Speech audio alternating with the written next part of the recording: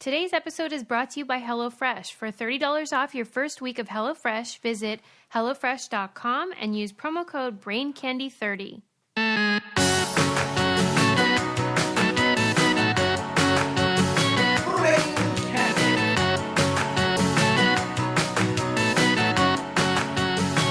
Hello, friends! It's episode 201, and we're still having FUN fun. I stuck in!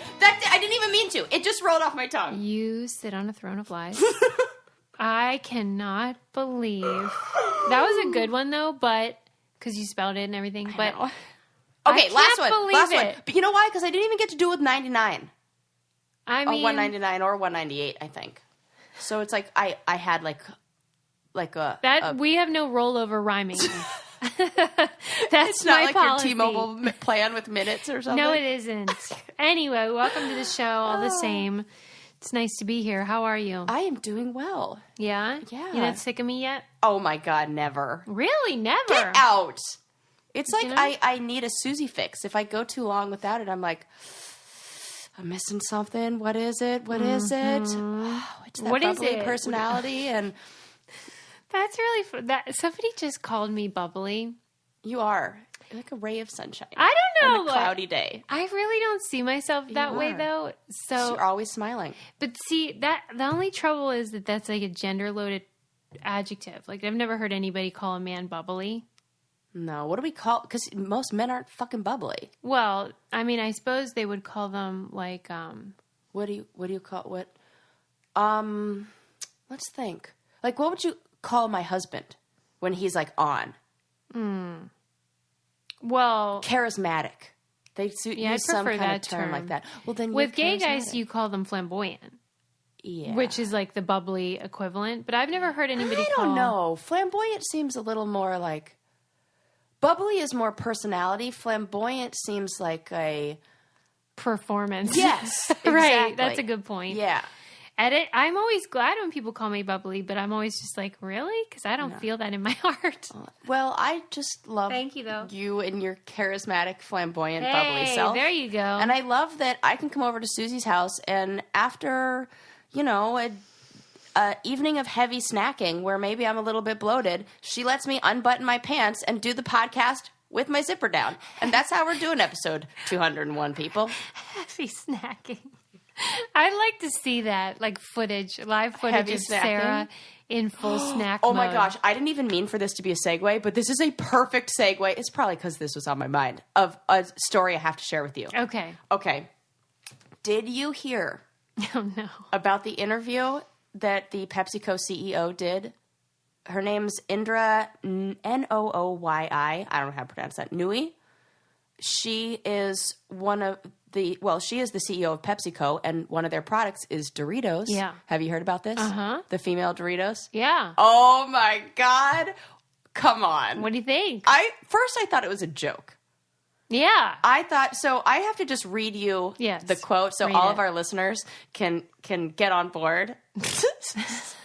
So she was, like I said, in an interview with Freakonomics, and she suggested that maybe we should be looking at product development that's more geared towards what women's needs are. And she suggested that women don't like to crunch too loudly in public, and they don't lick, this is a direct quote, might I add, they don't lick their fingers generously, and they don't like to pour the little broken pieces and the flavor into their mouth. So the company's answer was working on developing chips that were low crunch with the same taste profile, but with less of the flavor sticking to your fingers. And it should be purse compatible. What does that mean even? I didn't know about the purse part. I guess when you have the regular bags and you put them in your purse, they all get crunched up, so they get ruined in your purse. So maybe a harder, like a Pringles style container. Yeah. Well, I'm the on internet board is with outraged. that. I'm on board with the... What, the Pringles style container? Yeah, that is handy. Yeah. That they don't break as much. Yeah, I mean, because that's just wasteful. That's just good sense. That's just good sense. Right. It's got nothing to do with my vagina. Right.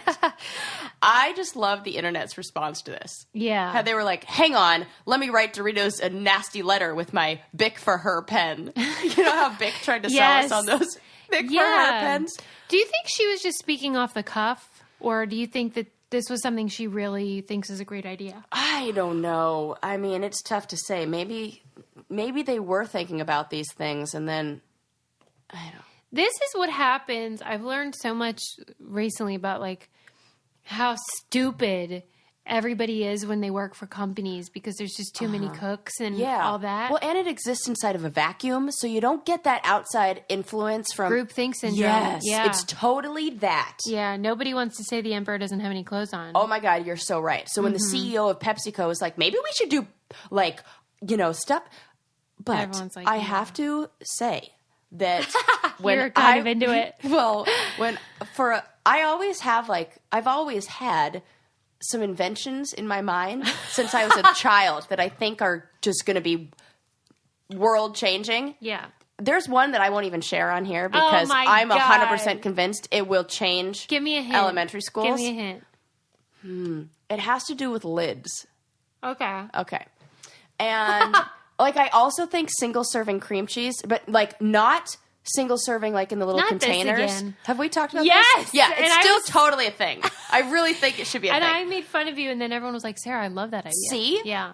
So I used to say that they should invent Cheetos with the cheese on the inside instead of the outside so it doesn't turn your fingers orange. That's a great idea. Which is essentially what she's saying. Yeah.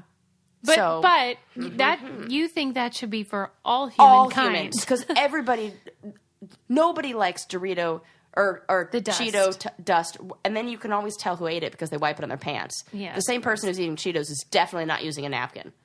I mean, I don't want to judge all Cheeto eaters, but... Right. I do love Cheetos. Yeah, Do I you haven't like had a Cheeto in a Cheetos long better time. or cheese puffs? You know, like the softer, Yeah. more like white trashy. I think I like cheese puffs better. They're so good. Both are good. Now I'm And then really the hungry balls, for the Doritos. cheese balls. See, I don't like those. Oh, just the puffs. Yeah. Huh. Wonder why. I wonder why Too too. crunchy. It gets squished in your purse. And I like the ratio of cheese stuff to regular stuff. Not We as don't good. even know what the regular stuff is. Right. I think it's corn. Corn, I guess. Chip. corn It's not product. Chip. Yeah. Not chip. It's like a puffed up. Do you like Doritos though? Yes. Yeah, me too. What's your favorite flavor? Cool Ranch duh. Yeah. Okay. Yeah. I could go Cool Ranch too. I mean, I'm not going to eat it at a party because it's, Why? it's pretty bad for the breath. Oh, All I of never them. think about that. But you know what? It is. You can Yeah. always like Dorito breath is strong. Do you eat Doritos with dip ever? No, because I feel like it's like you can't do that. And definitely don't try the nacho Doritos in any kind of dip because the dust gets into the dip and then it contaminates it. I know what you're saying. You know? It Yeah, you're leaves an not orange wrong. trail behind. But I did, however, try that. Somebody brought in, we had a little potluck for Valentine's Day at my school. And oh my God, Susie just killed a fly in midair. She's really proud of herself. I feel like I have to share. I'm so happy. The reason I've never why seen Susie so I'll happy. just interrupt you to say the reason why my house has these little, I call them barflies. You think that's so funny, is because I am a wino, and today we are so lucky because we're drinking Bright Cellars wine, which is my abso fave Hello. delivery service for wine. It's a monthly wine subscription, but it was designed by these MIT grads who put their brains to good use, created a Bright Points algorithm of wine, where the scores you get match with certain wines, and then they send them to your house. You take the quiz, you get the taste profile, blah, blah, blah. It is so awesome. And they are offering our listeners a discount of 50% off your first box O wine. 50% off wine. I mean, Hello. what the heck? It's so good too. I have found some of my favorite labels. It's all the stuff you can't get at the store. Yeah, it's The stuff, really good producers. right? Like you pointed out, they have like boutique Yes. labels and different kinds that you wouldn't find just Companies that aren't spending all of their money on advertising and things that don't matter are the kind of wine that you get in here that are good, and they spend their money on the stuff in the bottle. It's so And you get to drink it. good. And I just switched because I've become a white girl. Yeah, that happens every now and then. I'm a white girl that loves white all of a sudden. And I think it's because I'm getting old and the red's a little too much for my old hangover head. Yeah. But you can go to brightsellers.com. And by the way, that's like Bright Cellars, like a wine cellar, not like seller of a product. Yeah.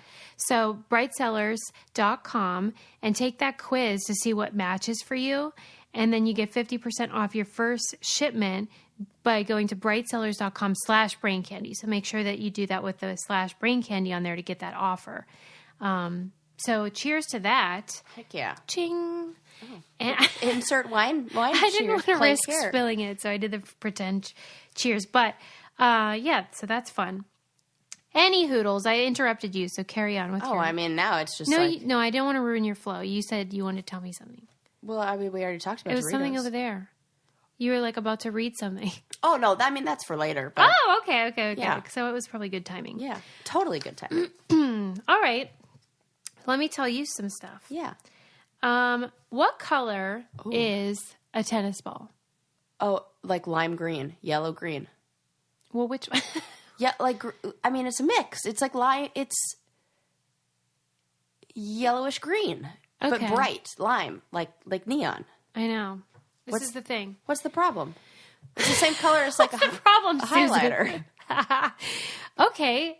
That we have But a like highlighter. more green. I know. I totally agree. What are they saying? I'm wrong? Yeah. What the heck? Okay.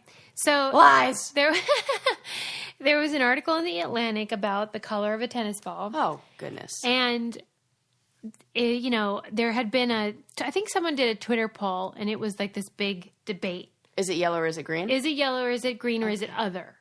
Uh-huh. And it was pretty much split between yellow and green, and then 4% said other. I probably would have picked other because too. I agree with you that it's like a greenish yellow lime is Yeah. the color I would think. But then the author of this article decided he was going to get to the bottom of it. I love people that get to the bottom of stuff. So first he contacted all the makers of these tennis balls. Cool. And was like, what color are these damn balls? And what do they say? Oh, my God. Optic yellow. Okay. And so these balls used to be white and black until the televised games came along. Oh, my gosh. And they couldn't see the ball. So they were like, well, it should be yellow, which is the most recognizable color by a human eye. Oh, interesting. And so... I guess the word optic yellow sounds like it's like something you're going to be able to see easily. Yeah, it probably just means neon, like you said. Yeah. And so that was so interesting to me because for me, it seemed more green. But Yeah. I'm not a tennis player or a tennis watcher. I got to text my husband right now and see what he says. Yeah, see if he writes Okay, back and I'm say going to. maybe you should give him those 3 choices, yellow, green, or other, and see what Okay. he says. I will. So go ahead. Okay, so then he contacted like people who study color, which is so cool. Yes. And they were talking about how color is subjective, of course, and that oftentimes we designate something a color based on when it's most important to us. And the best example of this would be the banana. Yeah. Because they start green, they end up brown, but we all think of a banana as yellow. Yes, we do. Right? And you know what? They don't even stay yellow for that long. No, but that's when we usually eat them, so that's when it Yes. matters to us. And so he was associating that phenomenon with the way that we can't decide about the tennis ball. I suspect that if you play or watch tennis, you're more likely to say yellow. I do neither, and so I said you said green. green. But they were talking about more advanced theories, which, the old debate about the dress on Twitter. Yep. What Gold, color did you see it as? the blue and the black. Okay, and I saw it as white and gold. Yeah. And they were saying that people that tend to be night owls, their eyes do a certain thing that my makes God. them cancel out warmer colors or whatever, and that they're more likely to see the dress as black And I'm a night blue. owl. Yeah. And Susie, they're you're more blowing my mind likely over to here. see the ball as green. Get out of town. I Yeah. bet my husband says yellow. He says yellow, See? but he said, but it's more like a lemon lime. Yeah, I mean, it's not straight up yellow. I don't know who's pretending that. Yeah, he said yellow. See, but he And plays he's a tennis every player day. Every day. And he probably watches matches more than we do. Totally. And so that made sense. Wow. And I was really intrigued by that because... We're going to have to put up a poll. Yes.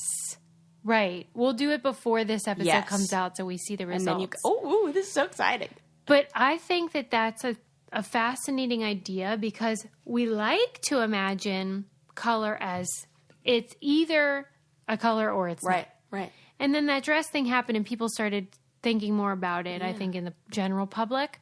But the weird thing about yellow, too, is that even though, like, if you have, let's say, one of those Pantone spectrums, people are most likely to identify yellow, like, as this, like, everyone agrees, here's what yellow is, where the other ones are kind of, like, debatable. But if you remove all the other colors and just show a yellow swatch, they debate like we're doing about the tennis ball. Like it's interesting. Like there's no context. There's you don't see it compared to something else. Yeah. Well, I wonder also if this could be gendered because color is. Why? Tell me about that. Women can see darker shades of red. We can see more shades of red, and men can see deeper shades of blue. So if I were to put up, and this has been tested and tested over and over again, and it's believed that it goes back to, like hunter-gatherer times when women were the ones who were looking at the berries, gathering berries, and they had to determine which ones were poisonous, which ones weren't. So they were able to see subtle differences between shades of red. Like if they've tested where they put up that same like color like spectrum that'll be divided up into very clearly like 8 different sections, but men will only be able to see it divided up into about 4 sections or 6 sections, where a woman will be able to say, oh yeah, there are 8 squares of red. More nuance. And yes, and women, it's the opposite for blue. So men are able to see, and that's because they were navigating the seas and looking at the sky to determine like their positioning and things like that. So they were able to see deeper shades of red, so or blue. So if I put a dark blue, almost black piece of paper in front of Adam, he'd be like, oh yeah, that's dark blue. I put it in front of you, you'd say that's black. Right. Or I'd say, like, you know how sometimes you can wear like navy shoes with a black shirt and nobody knows because like they're so similar? Men will notice. That's terrifying. Wow. Wait, what did you say is the reason women are good at red? Because the gathering the berries and making sure things aren't poisonous, and there really is like a subtle difference between this berry may kill you and this berry may not kill you. Yeah. And so they needed to learn, and that's that. I mean, that's what people who are like anthropologists. But I first saw that on the show Brain Games, and they sure enough tested it, and I was like able to see all the red. And I was not able to see the blue, and I was like, "What? No way!" Yep. So there are gender differences in color. Huh. You know what would be interesting, though? To test it on individuals who are transgender and see if there's any, like, oh, I wonder. Right. And we were just talking about that sort of like the gaydar with the computer. Yeah. And maybe people don't want to test stuff like that because it's like taboo or whatever. But I think it would give us a lot of insight into what happens in our brains, like if there is a switch or if there isn't a switch, or, who knows? That's very interesting. One thing that does have tons of color options is Brooklyn and sheets. Oh, and beautiful, which will always stay the shade of blue you want, no matter how many times you put them in the washing machine. I know this. You love that. You always say that. Yeah, because a lot of crappy ones fade, and then it's a different color that doesn't go with my room anymore. I know. I totally agree. And what I love about them is that you can get like one, let's say you get polka dot sheets, then you can get striped pillowcases and stuff. I think that mix and matchy thing is so cute. And they have the linen ones. Hello. Yeah. They have sets. You can buy them individually, whatever you're into.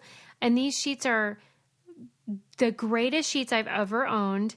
And I feel more well rested because I'm not all scratchy badatchy. But they usually, when you buy high-end quality bedding, it's marked up like 300% because there's middlemen and all that jazz. But you can buy these direct, so you can get a great deal on really high-quality sheets. Winner of Best Online Bedding category for Good Housekeeping. It's a luxury bedding, but it's underpriced, so you have to try the sheets. Try the damn sheets!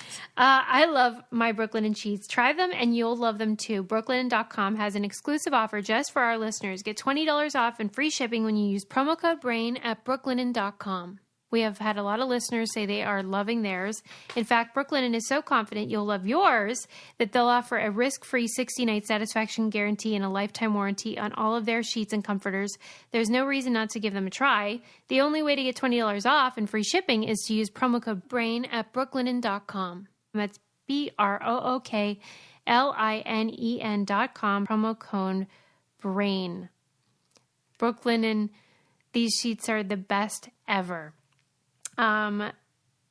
Yes. And did you see there was a tweet from Splatzamo who said her parents still had New Kids on the Block sheets? Yes, I sure did. I told her that she needs to take those sheets off, frame them, and boom, new art, and put some Brooklinen It's on funny there. that you said that because that was my first thought. Really? Cut it, yeah. Yes. Make it a piece of art. It would be cool. So cute. Like, wrap it around a canvas. It would be like a throwback, like, Yeah. Did you ever enjoy the New Kids on the Block music? No, I wasn't allowed, Sarah. Oh, you and your Jesus. harvest parties and... How do you remember that? How did you remember? That's hilarious. Because you know what? The real exciting stories, they just stick right in there. So They absorb. I loved the New Kids on the Block, and I remember that all the older kids liked them, but I was like, you were young, young, but still like wanted to be cool with the older kids. So I would fib and say that I went to a New Kids on the Block concert Oh my God. for like a long It's time. really sweet what kids lie about. Yeah, it was like I lied and said my first concert was a New Kids on the Block concert, but the truth is the first concert was a NSYNC concert. No. Who was your favorite new kid? I think Joey, Yeah. because come on. Everybody loved that kid. I just love that. First time was a sweet time. Second time was blessed. Third time I fell in love. Now it's gonna last. You got the right stuff. I mean, it's so good. Who was So writing good. those tunes? I don't know. Was that Star guy? Do you remember that guy? Darren Star, I think his name was. He was like their manager or something. Oh, no, I don't. Were they under the thumb of that weird guy? I don't think The so. Svengali. I think they were before that, Lou and that was Reed, just is that it? was yes. No, it can't no, be. it's not Perlman. That. Perlman, yeah. I pulled his He's Sarah. super gross Lou though. Reed. Ugh. God. Yeah, he's dead though. So. Oh, thank goodness. Oh my God. Well, I mean, not thank goodness, but he looked like he probably is creepy. Yeah. Like he could have Harvey Weinstein somebody. Well, I think there was some of that going I on. think so too. So good riddance. Good riddance. There you go. Wow, that was a tangent. What else do you want to talk about? This is we can file this under a duh. But there were Finnish, Doy. right? There were Finnish neuroscientists, and I just love this because I thought the first thing it made me think of was our podcast. Finnish neuroscientists who basically confirmed what we already know, that laughter amongst friends increases all the good stuff in your brain. Oh, no doubt. Right? Like, I didn't need Finnish neuroscientists to research that for me. What was the debate? Nobody thought this was bad for you. Yeah, that's a good point. They just wanted to use PET scans, which, like, you know, they didn't use before, to detect shifts in the release of opioid peptides like endorphins and, you know, all that other good stuff. So they studied it and they were like, yeah, turns out laughing with your friends, really good for the brain. Also good for healing. So, like, laughter is the best medicine is totally true. Right. But we already knew that. I mean, But it was good enough to put in my Psychology Today magazine. So. I do think people don't do enough laughing. And you know what? I've been like, sometimes I go on these kicks where I watch really dark TV shows and movies. Like, we turned on my Netflix account, and Landon was like, "What the hell evil stuff are you watching?" Everything really was funny. like Criminal Minds and Mindhunter and like all these documentaries where it's like child kidnapped and like murder. And he's like, I can't take any of this. This looks so different than mine. His is all Yeah. like Dungeons and Dragons-y. Oh, Which right. I Adam's also roll into my that eyes too. at. Yeah, it's like looking at people's Netflix accounts. Like, you can't. Mine's documentaries and just horrible, creepy stuff. So the other day he was like, "Can you just watch something that's not? Put on Moana." So I did, and everything was fine. Maybe it makes sense though because you laugh a lot just in your life. Oh, like I need the balance. Yeah, so maybe for you it's like I'm going to chill out and like just watch Yeah. And I did read an article. I mean, I don't know where it is, or I can't cite it at all correctly now, but I know that the takeaway was that women tend to like shows like Law and Order SVU, and because it gives us closure. We talked about it. Oh. That's where you got it. There we go. Yeah. I'm so glad you're absorbing all this stuff we say. That's so encouraging. Yeah, if I am, maybe the other people out there are too. Yeah, because, yes, when you started saying that about those are the shows you're into and how, you know, we all know so many women especially that are into those shows, and you would think it would be upsetting. Right. But it has the opposite effect. It's like, oh, good. Empowering, Yes. too. Like, people feel like, what would I do in that situation? Yes. Or whatever. Yeah, man, you're really learning a lot thanks sure to Break am. Podcast. Here's a fun story for you. Yeah. I mean, it's not fun, but it's fun that I get to tell you. Oh, I love it already. Did you read about the loneliest bird in the world dying? Oh my God. This is so sad. So The loneliest here's bird. the Is it story. like the kiwi who can't fly? No, it was a bird. They're called gannets, which I had never heard of that kind. Lonely. Well, there is an island called Manna where they were trying to lure all these gannets to the island for some reason. And they built I think 80 decoy gannets to attract the birds. Only one took the bait. So he lived his life amongst a bunch of concrete birds. Oh. And one particular he fell in love with. Oh, I'm so sad. He courted this bird He's putting all every of his day. energy into it. And obviously she did not reciprocate. Right. And he has since died of a broken heart. Of course it is. This is so sad. But it's weird. And I wonder, I would love to know what made that bird, attracted to the decoys and why the others didn't. I think the others are just, because I think birds are smarter than we think. Except for that one. Except that one. So maybe he was like a little, like just, Right. Not the smartest gannet in the nest. In the flock. Yeah. Oh. Yeah. R.I.P. Because some birds are really smart, but then some birds kind of dumb. Yeah. Do you think there's we know crows are smart, but who are the dumb ones? That's a good, I've been on a kick of watching, because I had to change up from my serial killer TV shows. So I was watching Planet Earth, the second season or series. Mm-hmm. Oh man, it's so good. It's so good. Yeah, people are going bananas for that. It's phenomenal. I mean, it's so good. I can't even describe to you the shots that they get, and everything is just so fantastic. Huh. And so they have a lot on birds on there, and they did a whole episode on cities and birds that are in the city, and pigeons. I kind of put them in the dumb category. Because pigeons now, there's I think it's in France, in the rivers in France, there's a catfish that's been introduced to that river that now usually catfish feed along the bottom of the body of water. Yeah. Well, now these catfish have learned new hunting techniques where they catch pigeons that are bathing in the sides of the riverbanks. No. And they swim up and they just eat these pigeons like whole. So the pigeons are dumb and they're like being caught by fish. But the smart ones in New York City are falcons. And New York City has one of the largest population of falcons anywhere in the world. It's a specific kind of falcon that I can't remember, but they are really, really super high up and they also eat pigeons. So pigeons, kind of the dumb ones, I think. Yeah, and gross. Lowest on the totem pole. I feel like I've seen a picture of you at that place in, I guess it's England, where the pigeons all eat off of you. You know that square? Yeah. Like, have you been there, or did I imagine that? I believe that I have a picture in some kind of square in, where was I? Were there birds in Italy? And I think there were birds. Maybe it but is I Italy. Definitely wasn't feeding them. Because they kind of weird. You know those ones that land on you in that hell square? No. That's not me. Do you know where I mean? Where there's just birds everywhere and everyone goes, it's a tourist thing.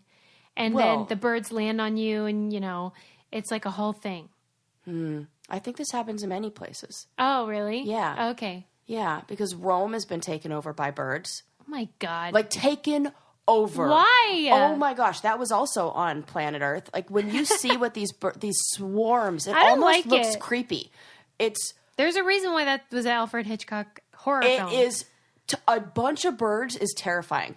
And so the birds, it's warmer in the cities at night.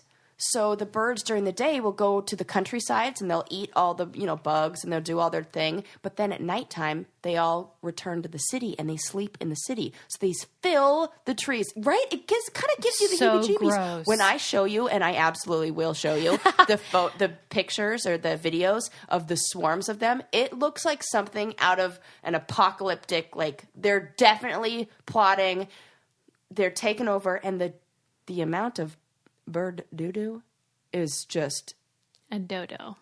Yeah. I don't like any swarms. Well, who does? Who's like, I'm for swarms? Nobody. They're all creepy. It gives you the heebie-jeebies. It should. Sometimes, like, it's almost like you're so funny that I don't even, like, I shut down because I'm just like, that is so funny to me. Oh, right. We're anti-swarm. I think it's like biblical, like the locust and the Plagues.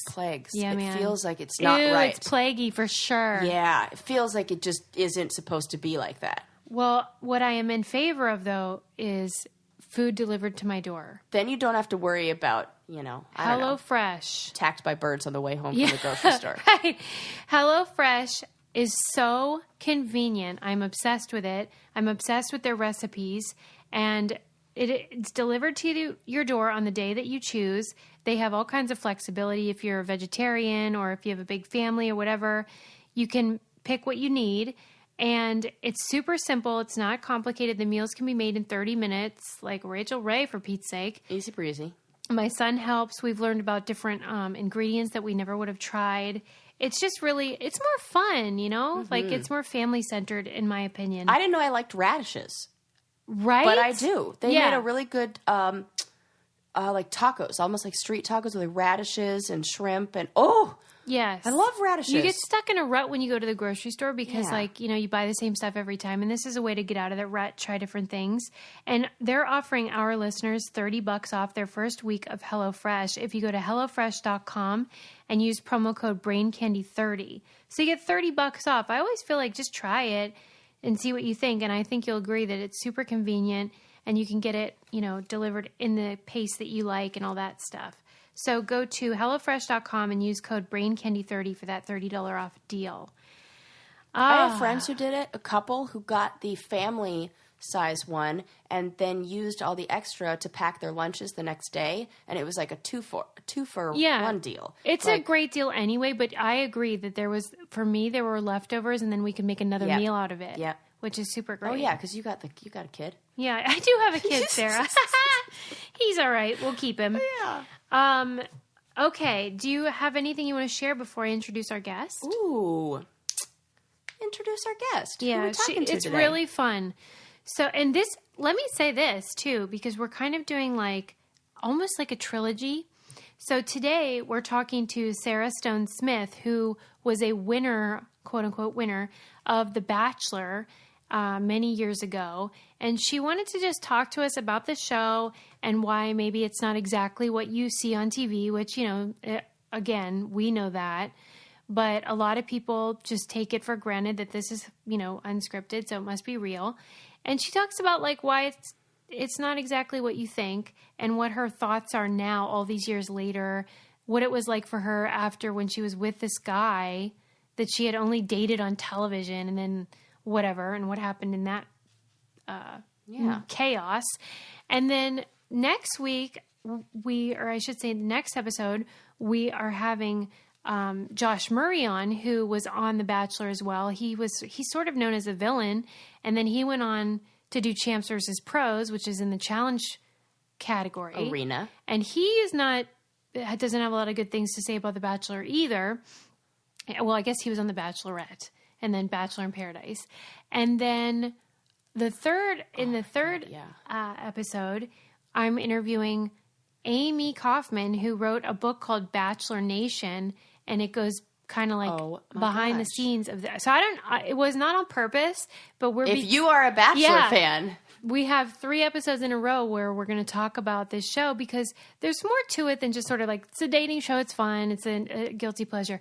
It's like, involves a lot of cultural stuff, like why we're into well, it. in the same way we're able to unpack a lot of the stuff that happens in the challenge, these people are able to do the same for the Bachelor, and you can see sides of it and think about it in ways that you normally wouldn't as a viewer. Yeah, and it doesn't mean like I'm not interested in just like poo-pooing people's shows. Yeah. I just want to learn more about it and see like how these things are made, why they're so appealing to the public, you know, what people get out of them, and then like what it's like to be on them. Because I can't even imagine. Totally different, I'm sure, for every reality show. Yes. So please welcome to this show, Sarah Stone Smith from The Bachelor, and let's hear what she has to say.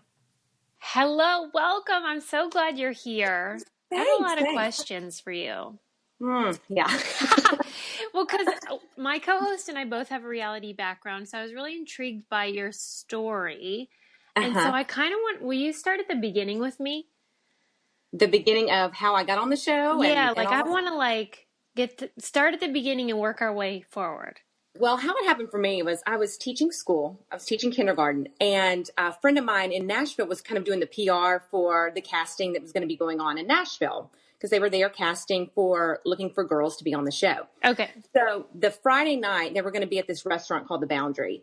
And we had plans to go to dinner there. And then we found out that they're there casting for The Bachelor. And I was like, yeah, we're not going there because there's going to be crazy women all over the place. Like, we're not doing it. No. Wait, So had you seen the show? Oh, yeah. I had seen the show. I was a fan. You know, I loved like Jen Chef and kind of the beginning of it all. Yeah. I don't watch it now, if that says anything. Anyway, so I promised my friend we would go Sunday, which was the last day. It was the final call. They had already kind of narrowed it down, and it was in a hotel. It wasn't quite the same thing. So we go and we're watching these people getting cast. You know, they're filling out the forms. And I asked, can I see one of the forms? So I'm standing back with one of the casting, I guess, directors, and I'm reading the questions that they're asking these girls. And it was like, describe your ideal date and your, you know, ideal mate and all this stuff. And I was like, he would totally sweep me up. We'd get in a hot air balloon with champagne and, you know, travel across the vineyards of California and all this stuff. And so somebody comes and taps me on the shoulder and says, can we see you in the hallway?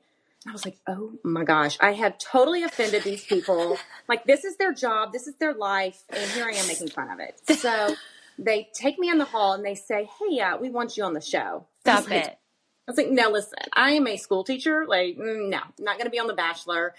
And they say, no, we're filming in Paris, France. Like, you get to go, like, all expenses paid. Like, come on, pack your bags.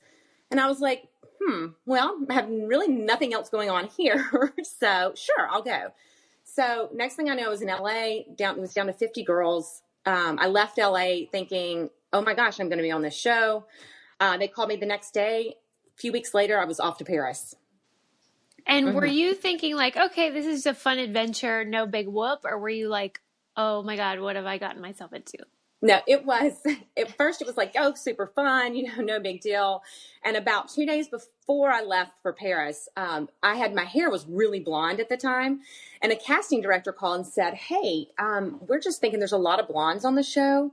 So you may want to kind of think about going back a little more natural. No way. Yeah. So I called my hairdresser and I'm like, listen, dude, you got to get me in. I got to get some of this blonde out of my hair. So I go, I'm sitting in his chair. He like turns me around. My hair's completely brown. And I just have a meltdown, like a total meltdown. I'm going to Paris. My hair's brown, you know. Like, oh my God. So that was the first time I think I kind of had like my freak out moment. Like, this is really happening. Like, I'm really doing this. And did you think, okay, well, I'm doing it, so why not see if I can fall in love? Yeah. But then once I got there, I realized, how did these people fall in love on these shows?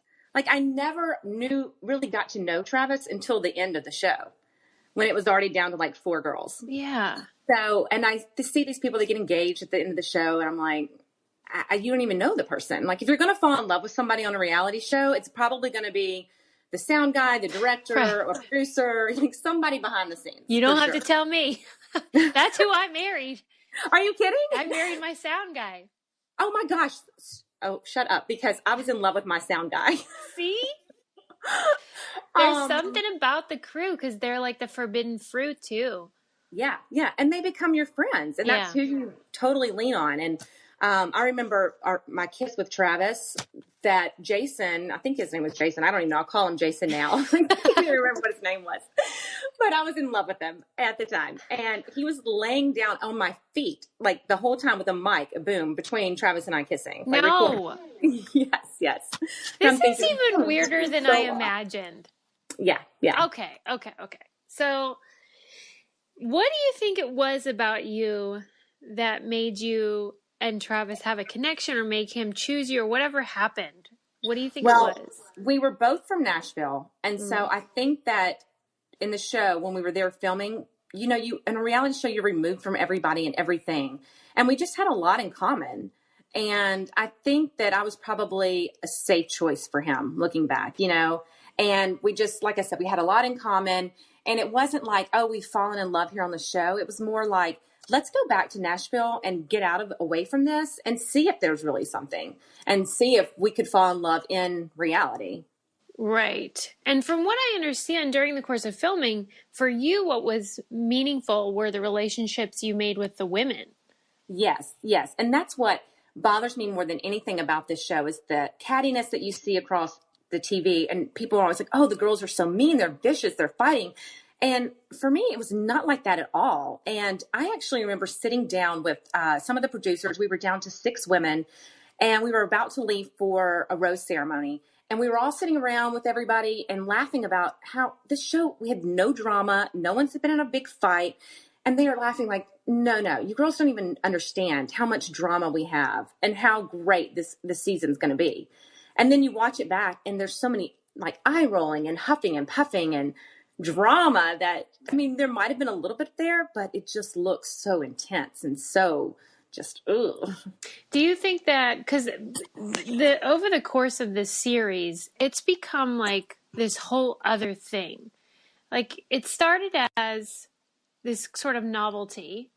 Mm-hmm. And it was so fun because it was so weird and whatever is going to happen. But now it feels like a bigger beast. Is that your perception? Yes. And that's why I have a hard time watching it now, because I think they've gotten away, The Bachelor has, away from what it started as, where it was true, like people out, like reality people that come together to find love. And now it's like, let's see who we can find who has 2,000 followers on Instagram.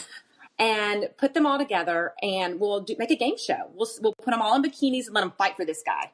We'll see what happens.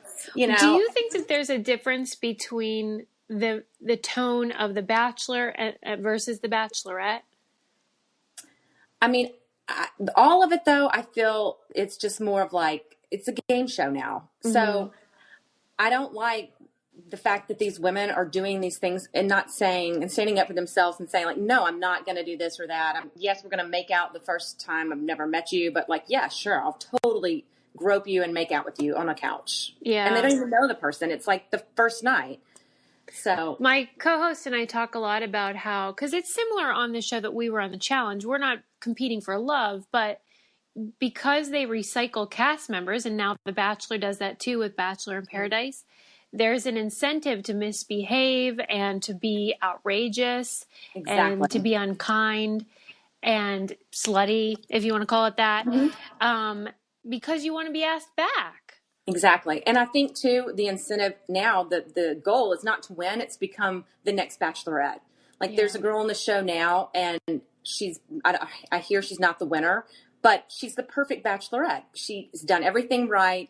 She's gorgeous. She's probably saying everything the producers want her to say. She's falling in love with this guy. America loves her now. So I think she will be the next Bachelorette. How do you know as a cast member what the producers want from you? Did you have a sense? Yes. Mm-hmm. And at the end of the show, there were several times they were trying to get me to say how much I love Travis and to give them more of the feely. And they turn to me and they say, America's got to love you. America needs to be behind you. So you've got to give them this, because they don't want somebody who's cold and doesn't care, because they are going to invest in you. So the more you give them, the more America will be behind you. Did you feel that sort of pressure? At the time, it was more about working hard and making like a good show. Yeah. And looking back on that, that's what upsets me probably more than anything. There were a few times that I gave in to them, and that's what haunts me, are those moments. So kind of speaking out now, like I would tell anybody, go do these shows, go and have fun, but stand up for yourself. And, it's okay to say no, and you don't have to do everything they say, because it will haunt you forever. That just gave me chills because I've experienced it myself. You have a feeling where you don't want to disappoint the producers and these people that you've grown to like, and you don't want to disappoint the audience. Right. Mm-hmm. But our show, we started saying the phrase "stop being polite" because they use that to cast members, like stop being polite and start getting real. Why don't we do that with like every day? Yeah. Right. And the way that production works and what you feel comfortable with and you don't. Let's do that all the time. Mm-hmm, mm-hmm. What was it for you? I do think that the producers have a responsibility in that too, because I think that this show in particular has kind of gotten away from like how you would really meet someone and how you would build a relationship with someone. And it's, like I said, it's more about the games that they're playing. Like, let's put everybody in a bikini, let them mud wrestle, and the winner gets the final rose. That sort of thing. Don't you hate, I hate when people say, you know what you were getting into. Mm-hmm. Because I didn't know. No, you don't. What do you feel? But you don't. Uh-huh. Yeah, like you think you have a sense, but how could you really, right? Right. And, something that I was not prepared for was after the show. I think that that's probably the hardest part, I would say, for most reality stars, what happens afterwards, because you're not prepared for what's to come. And these people who have been your whole support system, the producers and the executives and all that stuff, that's who you talk to. That's who your family became. And all of a sudden, like for me, they all turned on me. And it was just like, what? How so? Well, I kept the ring after it was over. And so the day that Travis and I told them, like, look, it's not going to work out, we're not going to do this anymore, sort of thing, they were like, well, okay, all right. And about 30 minutes later, I got a phone call. They're all pissed. They're all mad. They're telling me, better put that ring in a box, ship it back to them, like, today. Now I'm in tears because here they are screaming at me, yelling at me, give us the ring back. So I get off the phone, I call Travis, and luckily he was on my side. And that's something that I feel very fortunate that we had one another after the show. He's totally behind me 100%. Like, no, that ring was for you. It's not a prop like they're saying. You don't have to give that ring back. So that kind of helped me stand up to them and say, no, like, this is mine. And you're going to have to come get it, kind of thing. And they're like, okay, we will. We'll send police to your door and we'll take that ring from you. Stop it. We're going to do it. So, things like that. And who do you talk to about this? Like, who could I have told this to at the time? Like, and it sounds so silly. Like, no one would understand. So I had an attorney look at everything and they're like, no, it's yours. Like, that is your ring. So I cannot believe that they even said, we're going to send police to your door. Oh, yeah. And it's a prop. It's a prop. The ring is just a prop. That says it all, actually, that's how they see the ring. Mm-hmm. It's a prop. And so are you, actually. Yes. So after you were done and, you're trying to develop this relationship, but, it's the real world and, it didn't work out. Right. Did you feel like you wish you hadn't done it? The show? I never felt that way because I really did have a great experience. And I do look at it like that was the coolest thing. I got to go to Paris and live there. And so I'm really grateful and thankful that I got to do all that. It's just, there's things that I look back on, like I said, that I wish I had never done or said that still kind of haunt me. And that's really the only thing. There's two incidents. One was my fault. One, I feel, is the producer's fault. One, they got me to put rollers in my hair. And I was like, why would I do that? I don't sit around with rollers in my hair and like talk about guys. Like, that's so right. Like pajama party. So stereotypical. Like, what? Who does that? Nobody. Um, so I ended up doing that, like giving in. We were bored one day and I was like, sure, we'll do this little scene for you guys. Put the rollers in my hair and we're all like, oh, he's amazing. He's just so wonderful. And I mean, it like, I watched that and it went on and on and on, you know? And then the other part was, right the night before the final rose, I was so determined not to cry and not to be that girl who's on the show having a meltdown, you know? And sure enough, late night, we've been filming all day. I knew we had to be up early. Again, everyone's tired. The producers were like, you know, we're ready to wrap it up. We've got to get a little more from you, Sarah. We've got to get a little more. Producer gets up in my face, is like leaning over me, chewing me out, up and down.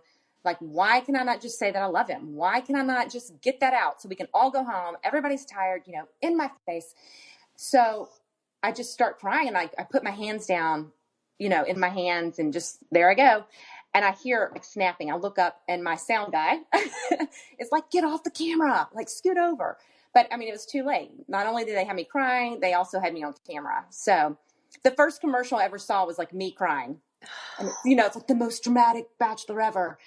You know, my phone starts ringing. Are you okay? Like, what's happened? You know, I think that that's a point that a lot of people don't consider is that the schedule of the shooting is so rigorous that you do have emotional breaks that have nothing to do with the relationship part.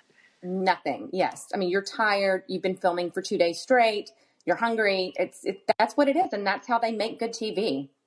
Right. So afterwards, your family and friends watch it, you know, but it's already happened to you. What was the reaction? Did you feel like they saw an edit that was accurate?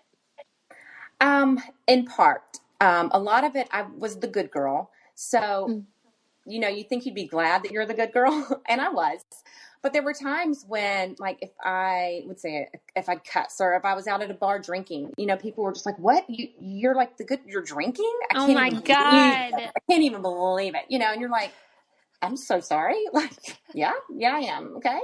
Sorry to disappoint. Right. Mm-hmm. And did anyone from your family feel like they wished you hadn't done it? No, everybody was good. super excited. Yeah. I mean, there were times that I had to explain some things to them, like our kiss. I knew our kiss scene was coming up, and you know, you're like, your grandmother's going to be watching, and you're like, yeah, this is the kiss scene. It's, you know, don't forget, it's not, you know, it's not real kind of thing. It was all set up. I'm explaining it to her, and then when I watched it back, the music was, you know, like the romantic music going, the mood lighting is all set. And they had, you know, they get different angles of it. So the kiss that we had that lasted, I don't even know, like maybe a few seconds, went on and on and on. And it was like this angle, that angle, this angle, back to this angle. It was like the most romantic kiss I've ever seen. But not the most romantic one you've ever had. Right. Wow, that's really bizarre. How many people were on set during that moment, for example? Well, I just remember sound guys at my feet. My love It's of my hard life. to forget, right? And I mean, I would say there's probably 10 people in the room at the time. Yeah. At least. It's freaking weird. Yeah. Okay. So did this change, I don't know, how you feel about reality TV or how you consume it? Do you watch anything now? I don't really watch reality TV. It's hard because I can see the set. I can see them walking through the door all facing forward. Like, nobody does that. Or, you know, how you sit at a table and everybody's kind of angled towards the camera. Like, that's not normal, you know? And so I pick out things like that, and that bothers me. And then when I watch The Bachelor, I'm like, I said the same thing. What, you know, it's like the same words over and over and over again. And, what do you think it is about it that makes it so compelling to people? Because it's, very popular. Yes, still, which is hard to believe too. I think that people get behind somebody and they just fall in love with that person, and they're pulling for them, and they're rooting for them, and they want them to win, and they want the villain, and they want the good girl, and they want all that. And so it's like an easy escape, I guess. Mm-hmm. Yeah. Was there something in particular that made you want to speak out right now?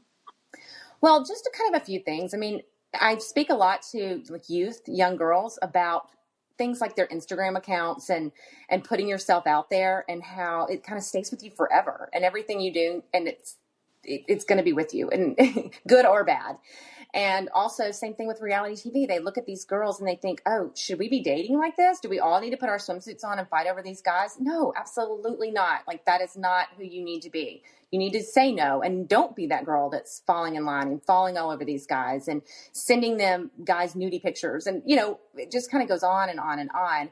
And now I'm a mother of 3 girls myself. And I want them to take advantage of opportunities if they come along like this. Like, yes, go do it. But be strong, be willing to stand up for yourself and say no and just be a strong woman. It's such a good point, because while your experience was very public and everybody could see it, for any young girl that's deciding whether to send a nude to some guy, that can haunt her forever, depending on what that person does with it.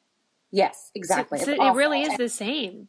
Yes, yeah. And, these pictures, you say you're drinking out of a Solo cup, and it's water. Well, then all of a sudden it looks like it could be beer or something horrible, and then what happens? Is everybody talking about you? And then you're upset because it wasn't beer, and now you're the drunk girl or whatever it may be. Just something to think about, because I just don't think that people think things through when it comes to putting yourself out there. Do you fear what the producers or anybody will say about you now, or are you just completely separate? I think I'm just completely separate. I mean, I'm not giving a sad story. I'm not complaining about them. Like I said, I had a great experience and I had a lot of fun doing the show and I got to do some great things. But at the same time, I mean, I feel like that these women need to know more about what they're getting into and what's going to happen after the show. Whenever you're a married woman now, right? Yes. When you met your husband, what was his feeling about your experience on the show, and did he know about it? He knew about the show. He did not watch it, although I don't believe him. I kind of think he may have been watching it. But we knew each other before the show. So for him, like, he would go into work and he said everybody was like talking about it. He was like, oh yeah, I know that girl, Yeah. So he said that was kind of weird more than anything. And then when we first started dating, we'd go places and people were like, well, you're not Travis. Like, who are you? God. I think that was probably the hardest and most weird thing for him. But now, I mean, he just thinks it's just was something I did, just kind of part of it. Mm-hmm. Do you feel, what year was it that you were on? 2006. Okay, so you kind of were like me. You kind of dodged the bullet of social media to a certain extent. Mm-hmm. Are you glad? I'm very glad. Yeah. Very glad. I look back on where I was at that point too, late 20s, what I was doing. And I cannot imagine if people were following me around with cameras and, and posting it and putting it out there. Right. And I see like the memes and the GIFs that they make out of the people that are on the show. Yeah. And how you get reduced to a 3-second silly face you made on TV one time. One time. Yeah. That's all it takes. Uh-huh.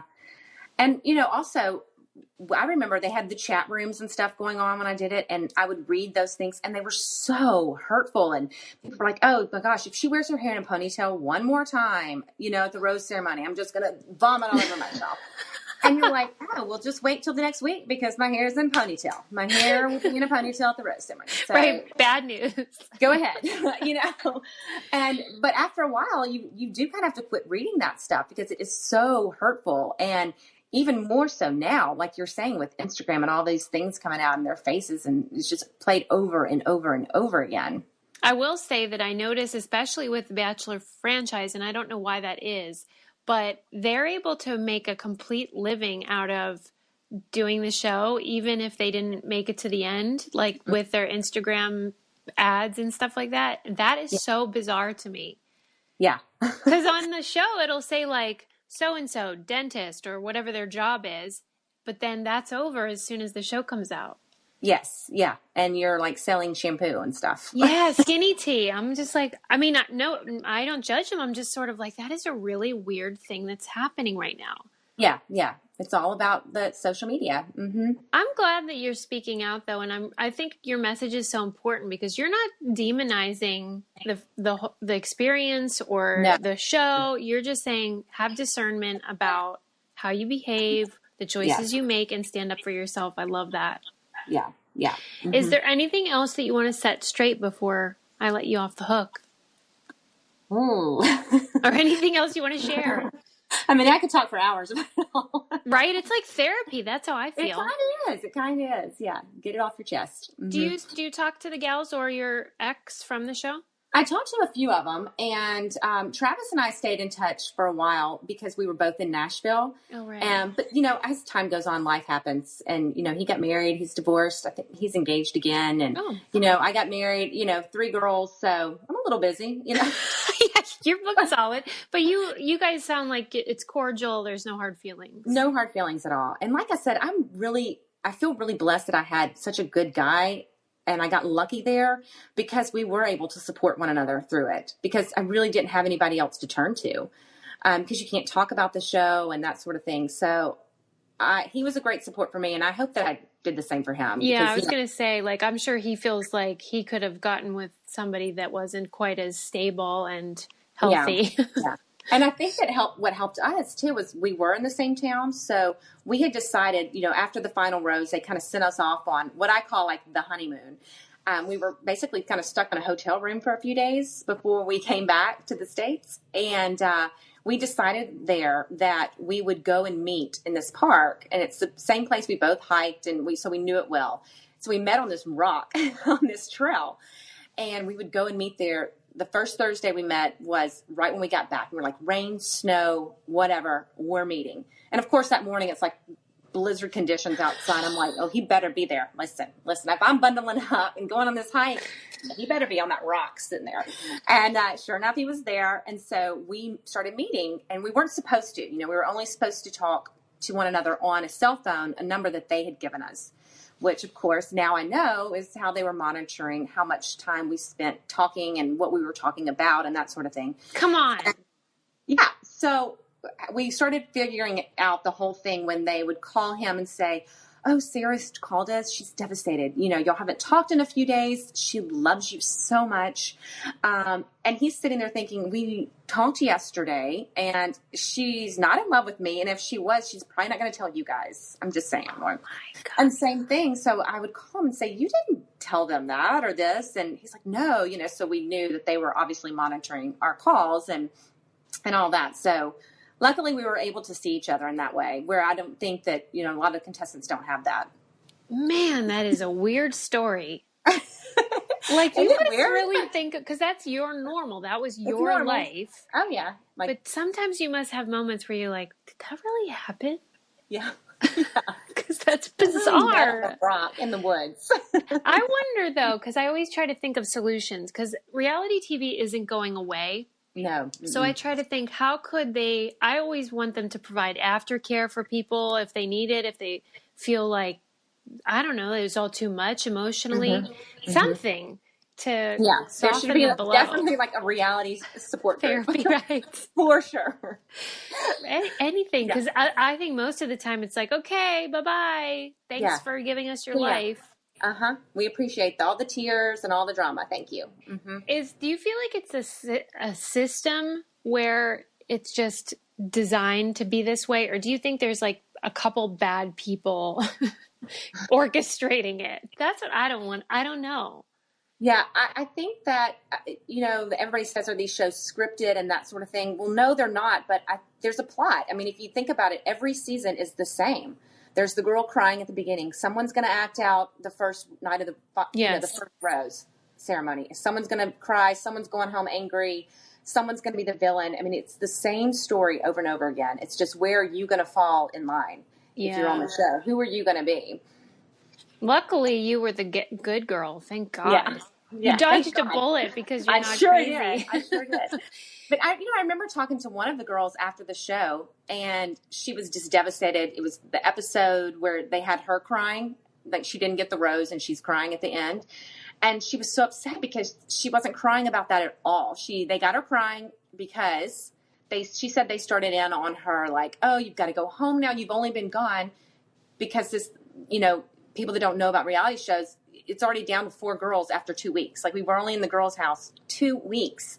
And it looks like we lived together forever, you know. Wow. So she had maybe met Travis a total of 20 minutes speaking with him. So they have her, you know, him saying goodbye to her and that sort of thing. She's crying after, she's about to drive off in the limo. And really, they're like, you've got to go home. You've only been gone a week. Like, what are you going to tell everybody? Everybody's going to be so disappointed in you. Like, you didn't even make it far. Like, what are you going to say? You're already home? Like, really? I can't believe that. Makes me so sad. Yeah, so she's crying, and then it looks like she's some crazy girl when the show airs who fell in love with this guy, and he just broke her heart, and that wasn't the case at all. Oh, my God. I hope they gave her some aftercare because that is cruel. Yeah. Well, I do hope that there's some change, and I know that if enough of us start yapping about it, maybe that could happen. Yeah. I'm going to send you some of our Stop Being Polite merch so you can get on the bandwagon. Yeah. I love it. Because you'll be you're the most polite person that is not being polite. I love it. And I think, growing up in the South, that's the way we roll. Right. It's the best. Well, yeah. I'm really glad that we got to talk to you because that's you have a lot of insight that I don't think people hear very often. Mm-hmm. And you have a very unique experience. So thank you for sharing it with us. Well, thanks for having me on your show. I'll let you know when it posts, but you're a delight, and I'm really glad to know you. All right, thanks. Same Thank to you. Thank you, Sarah. Take good care. Right. Okay, bye. Bye.